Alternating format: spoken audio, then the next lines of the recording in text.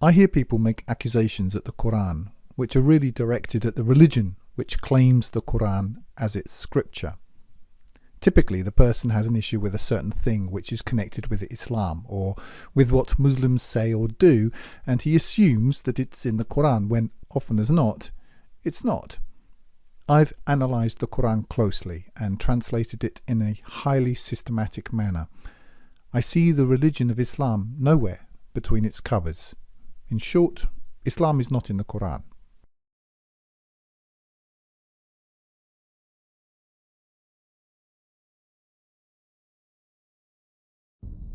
Islam is not our adversary. Muslims are peaceful and tolerant people and have nothing whatsoever to do with terrorism. Islam is a great religion, observed peacefully and devoutly by over 1 billion people in our world. Partners around the world, including Muslim communities, to push back against hateful ideologies that twist and distort Islam, a religion that teaches peace and justice and compassion. Islam and family, the east of the east and the west of the west. We don't want freedom, we want Islam and the Sharia. And we will see Islam dominate.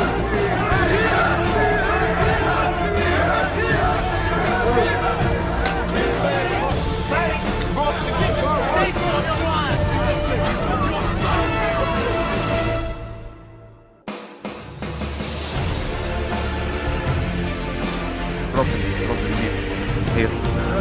Problem there. Exactly. Ball is very big. Like this. It's big. Really, he said make it with anyone or make anything. We are 400 people, okay? How I can bring the girl to here, okay? She go like make 400 times 6. Sure. Boza. Cheers. Taking me a picture blind every case.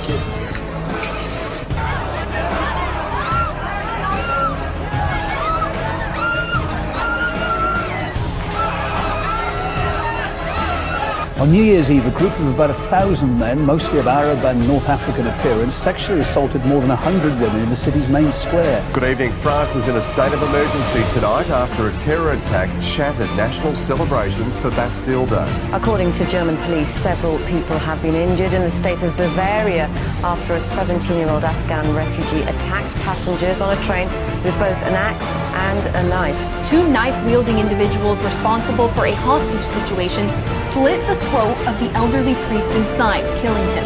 Muslims are peaceful and tolerant people and have nothing whatsoever to do with terrorism. Both George W. Bush and Barack Obama have declared that Islam is a religion of peace. Anjem Chowdhury begs to differ. You can't say that Islam is a religion of peace, because Islam, it does not mean peace. Islam is means Islam submission. So the Muslim is the one who submits. You know, there's a place for violence in Islam. There's a place for jihad in Islam. He says Islam is much more than a religion. This particular belief is more than just a religion. It's not just a spiritual belief.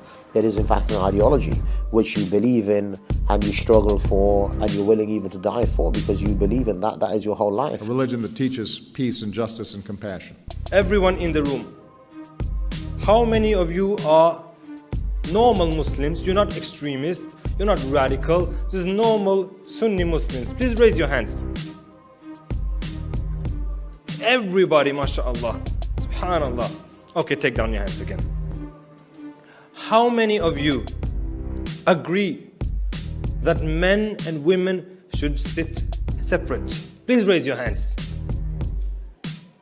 وقال عليه الصلاة والسلام إذا دعا الرجل امرأته إلى فراشه فأبت فلم تأتي فبات غضبان عليها لعنتها الملائكة حتى تصبح. يجب على الزوج أن يلزم زوجته بالحجاب إلزاما، لأن هذا من الأمر بالمعروف والنهي عن المنكر ومن القوامة على المرأة. Everyone agree. Everyone agree. Brothers and sisters. Subhanallah. So it's not just these radical sheikhs then. Allahu Akbar. Next question. How many of you agree that the punishments described in the Quran and the Sunnah, whether it is death, whether it is stoning for adultery, whatever it is, if it is from Allah and His Messenger, that is the best punishment ever possible for humankind. And that is what we should apply in the world. Well, who agrees with that? نص العلماء كيف يقتل الشاذ جنسيا، نص العلماء أنه يرجم بالحجارة إلى أن يموت. وقال بعض العلماء ويرمى من جبل. A person who has been married in the past or is correctly married and they commit zina, the Sharia says such a person should be stoned to death. That is there. There is no doubt, no debate. The consensus of all scholars that if a person changes his religion from Islam to any other religion, the punishment should be execution, death. Allahu Akbar. Are you all radical extremists? Subhanallah. Please raise your hand if you like this extreme Islam, that sect or anything like that. No one. Allahu Akbar. How many of you just go to these normal masajids in Norway, the normal Sunni mosques? Please raise your hands. Allahu Akbar. So what's the politicians gonna say now? What's the media gonna say now? That we're all extremists? We're all radicals? We need to deport all of us from this country? Subhanallah. We believe that the Sharia will dominate. The Sharia will be implemented worldwide. I know some Muslims who think of themselves as Democrats and they say they're against Sharia. Are they real Muslims? Yeah, it's really funny when I hear someone saying, yeah, I was speaking to a democratic Muslim. It's the same thing as saying I was speaking to a Christian Jew or to a Jewish Muslim or something like that. It's impossible. How could you meet a Jewish Muslim or a Christian Jew? And a Muslim that says he's against Sharia, he's not a Muslim. It's impossible. You have at the center, you have jihadists. These are people who wake up in the morning wanting to kill apostates, wanting to die trying. They believe in paradise. They believe in martyrdom. Outside of them, we have Islamists. These are people who are just as convinced of martyrdom and paradise and wanting to foist their religion on the rest of humanity, but they want to work within the system. They're not going to blow themselves up on a bus. They want to change governments. They want to use democracy against itself. Those two circles arguably are 20% of the Muslim world. But outside of that circle, you have conservative Muslims who can honestly look at ISIS and say that does not represent us, that we're horrified by that, but they hold views about human rights and about women, about homosexuals that are deeply troubling. But he's Muslim and he gets out of Islam. He doesn't want any more. What we're going to do? Keep. For the had the zina, what is the law of this? Until he died. If someone makes them like a man, a woman like a man, you understand this, the punishment is kill them from the highest place. We're not going to be like animals, living like animals, or to be like the people of Lut. We have to take the had is to kill them. Because it's the only religion that acts like the mafia, that will kill you if you say the wrong thing, draw the wrong picture, or write the wrong book.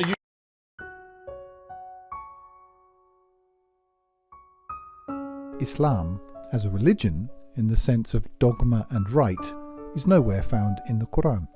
The Arabic word Islam is an abstract noun and means submission, typically to God, or peace, typically with God. It has no more specific application than hope in God, or faith in God, or fear of God. None. The assertion that this Islam is a religion, in the sense of dogma and rite, comes from the Hadith literature. This literature, written between 100 and 200 years after the time of the revelation, is the true foundation of the religion of Islam. And if its adherents simply said as much, that would be one thing. However, they claim the Quran as their foundational book, and this is simply not the case. To illustrate, we need some concept of what we mean by Islam. There's lots of Islam. In fact, it's never-ending. But for the sake of simplicity, we'll take what the Islamicist himself assumes to be the core and indivisible definition of his faith. Number 1, to bear witness that there is no God but God, and that Muhammad is the messenger of God. Number 2, to pray 5 times a day. Number 3, to pay a 2.5% tax on savings annually. 4. To fast from first light to sundown during the month of Ramadan. And 5. To make pilgrimage to Mecca for the so-called Hajj, if he can. This then is the core definition of Islam. The 5 pillars just listed above themselves also come from the Hadith literature.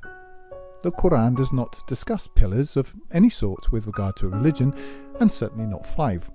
When the Quran is assessed on its own merits and in a consistent and rational manner, we find no support for the supposed 5 pillars at all. I will take them in the order we have them above. Number 1. There is no single statement to the effect that there is no God but God and Muhammad is the messenger of God in the Quran. None. The only people who make a point of bearing witness that Muhammad is the messenger of God in the Quran are the hypocrites. That's at 63:1. And they are immediately identified as liars by God. This is the most we can say about the so-called Shahada, or testimony, which is the statement by which one is supposed to enter the religion we call Islam. Number 2. The basis for what we think of as the Islamic prayer is, unsurprisingly, the Hadith literature. Nowhere does the Quran say pray 5 times a day. It tells the Prophet to draw close to God at certain times, but that was directed towards him personally, and those times nowhere equal 5, no matter how the traditionalist pulls at the text to make it conform with his pre-existing requirements. There is also no particular prayer format in the Quran. The Prophet is told to pray privately, quote, without publicity of speech, at 7:205. The believers are told to arise for God in 2s and 3s, that's at 34:46. The earliest mosques did not comprise huge prayer halls, but were largely made up of small cubicles. They also did not face Mecca, they faced Petra. Number 3. The term in the Quran which the traditionalist thinks indicates an annual tax of 2.5% on savings is zakat. The word zakat means purity. Nowhere in the Quran does it say that this is a tax of 2.5%. Nowhere does it say it is a tax of any sort. The Quran tells us to give something of whatever God gives us in order to purify our souls. It tells us to render a fixed tax of 20% on all spoils of war.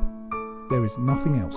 So the specifics the traditionalist claims for zakat as an obligatory tax at a set rate, which is associated with the religion of Islam, is nowhere in the Quran. Number 4. The word Ramadan occurs once in the Quran. The word Ramadan means vehemently hot or vehemently heated on the ground or in the sun, the burning and intense heat of summer. This word was attached to a particular month only subsequent to the Quranic revelation, and it falls on all parts of the year, including the winter, since the Islamic calendar is lunar. The Quran simply says, "Whoso among you witnesses the moon," i.e. the new month, "let him fast in it." It does not specify any particular month. The simple fact is that the Quranic position is that believers are encouraged to fast in each month. How many days one fasts, like the amount of charity one gives, is left to the believer to decide. The minimum amount is at least something. Anything above that is left to the individual. Number 5. The fact is that Mecca is a later construct. Mecca appears on no map until around 900 of the Christian era. Mecca fails to impress on the basis of clear descriptions in the Quran. The word Mecca occurs only once in the Quran. It is a simple noun and means destruction, and that sense matches the context in which it is found. At the very least, the pilgrims who visit Mecca each year are going to a site that Muhammad never visited and likely had never heard of. However, we should note that the requirement for pilgrimage, which is found at 397, is in the past tense, just like the story of Moses crossing the sea or the destruction of the city of Lot. It's a history. And at 9:28 we have, once we have seen past the traditionalists' corruptions, a clear understanding that the believers are told to abandon that location in any case. The point of the Hajj was to warn the tribes to turn to God alone. That job done, it served no further purpose. Thus, the foundation of Islam is nowhere found in the Quran. And since this foundation bears no relation to the Quran, anything built thereon, and there is much built thereon, can have no relation to the Quran either. The Hadith is the sole foundation of the religion of Islam, and we should cease conflating the Quran with a religion with which it has no genuine connection. The Quran regards itself in an entirely different light. I have scrutinized it in great depth, and I can find no religion in it. Rather, it is a book of guidance. It provides general principles for right living, historical examples of the overthrow of tyranny and the method to do so at any time, insight into the meaning of this life and what awaits us in the next, good news and warning, and other histories. Religion is a racket, along with all the other rackets. I urge those who understand this and are open to a revelation from God on the basis of its own merits, and not those of a religion created much later, to consider its contents for themselves.